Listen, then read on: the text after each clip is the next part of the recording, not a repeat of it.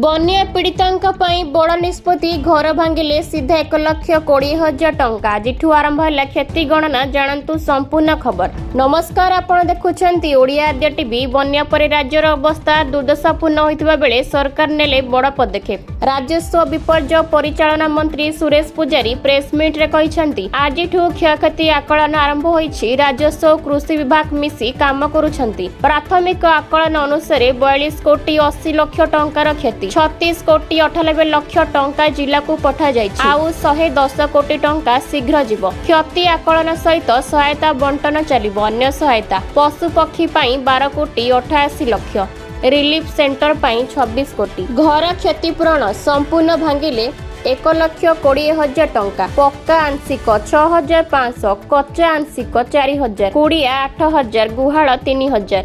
चाषी सहायता खालुआ जमी 8,500, जलसेचित 17,000 टंका। दीर्घस्थायी 22,500। प्राणहानि मृत्यु हेले 4 लाख सहायता।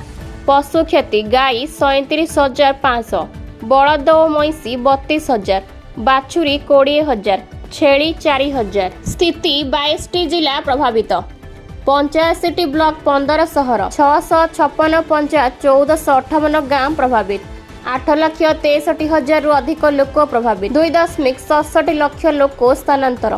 529 रिलीफ कैंप चली। यह संपूर्ण अपडेट। अधिक खबर पाई देखुथांतु ओडिया आद्य टीवी।